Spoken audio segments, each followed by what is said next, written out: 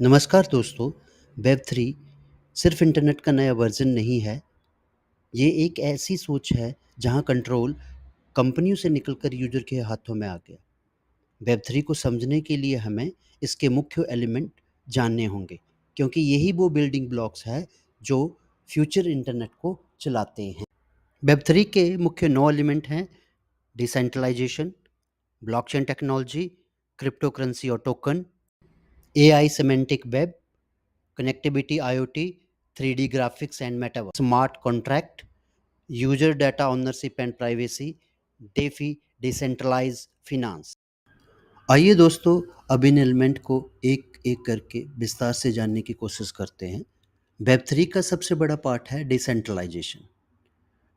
Web three में data और power किसी एक सेंट्रल सर्वर या कंपनी के पास नहीं रहती। ये डाटा हजारों डिस्ट्रीब्यूटेड नोड में स्टोर होता है, जिससे सिस्टम सिक्योर, ट्रांसपेरेंट और सेंसरशिप रेसिस्टेंट बन जाता है।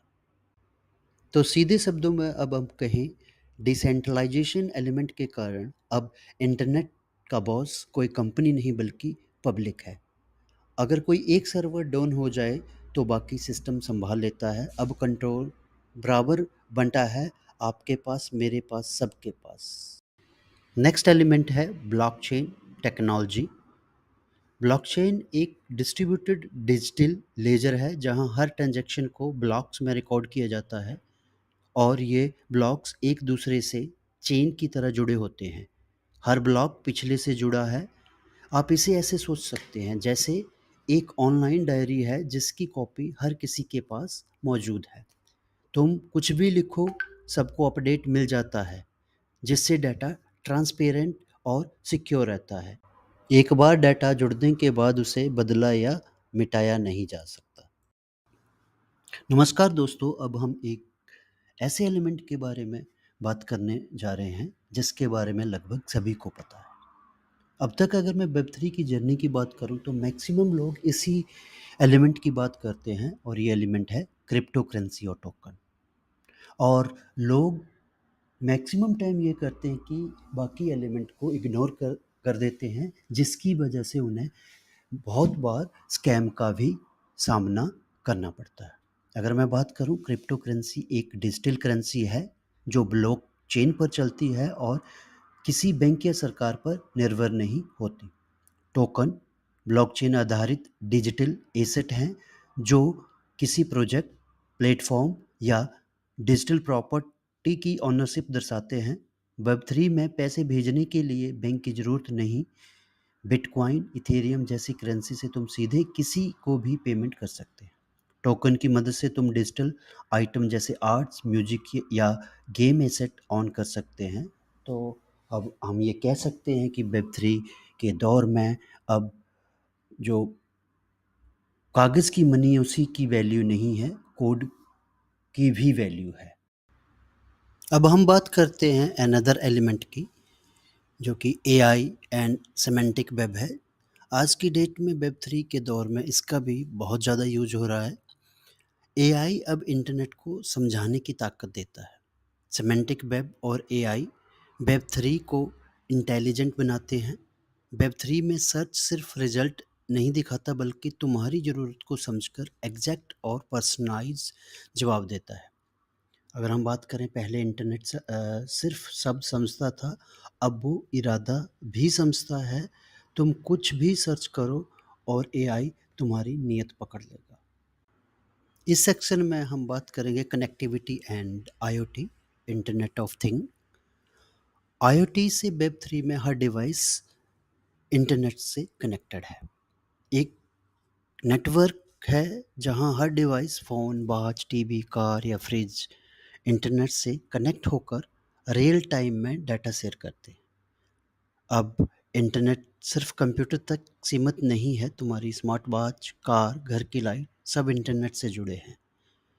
अब मैं ये कह सकता हूँ कि तुम घर से बाहर बैठकर भी ये देख सकते हैं कि आपके गार्डन में लगे पौधों के लिए पानी की ज़रूरत है या नहीं।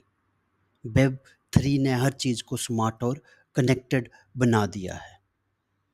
अब हम बात करते हैं थ्री डी ग्राफिक्स और मेटावर्स की। मेटावर्स एक वर्चुअल 3D स्पेस है जहां यूजर डिजिटल अवतार के जरिए रियल जैसे अनुभव ले सकते हैं। जैसे आप गेमिंग खेल रहे हो, वर्क मीटिंग कर रहे हो या सोशल इवेंट है, तो इनमें आप मेटावर्स की वजह से रियल जैसा फील कर सकते हैं। वेब 3 ने इंटरनेट को स्क्रीन से निकाल कर स्पेस में पहुंचा दिया।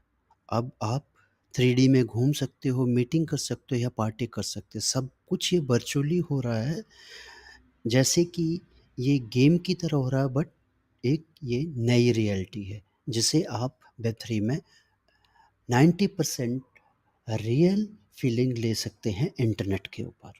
अब हम बात करते हैं दोस्तों एक अनदर एलिमेंट की, स्मार्ट कॉन्ट्रैक्ट। अगर हम बात करें इस एलिमेंट के बिना ट्रस्ट और प्राइवेसी इशू को हम सॉल्व नहीं कर सकते थे। स्मार्ट कॉन्ट्रैक्ट ब्लॉकचेन पर चलने वाले सेल्फ एग्जीक्यूटेड कोड्स हैं। स्मार्ट कॉन्ट्रैक्ट ऐसे कोड हैं जो खुद काम करते हैं, जैसे डिलीवरी हुई तो पेमेंट रिलीज़।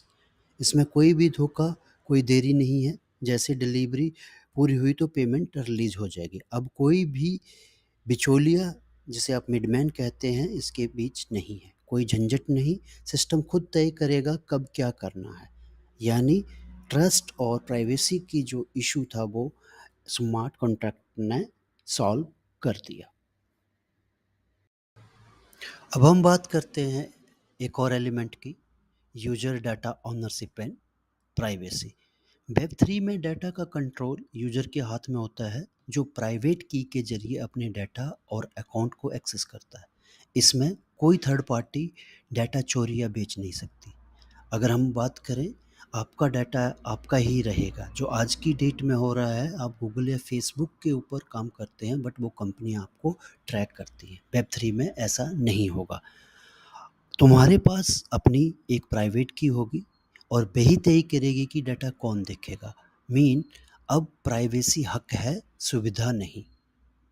अब हम बात करते हैं वेब 3 के आखिरी एलिमेंट की, डीफाई, जिसे डिसेंट्रलाइज फिनांस भी कहते हैं।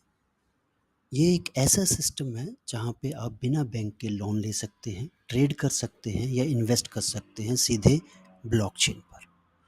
अगर मैं कहूँ, अब बैंक बंद होने या अप्रूवल आने का इंतज़ार नहीं। आप ब्लॉकचेन पर सीधे जाके सारी की सारी ट्रांजैक्शंस कर सकते हैं, वो भी कुछ मिनटों में। यानी फ़ाइनेंशियली आज़ादी तुम्हारे मोबाइल में है।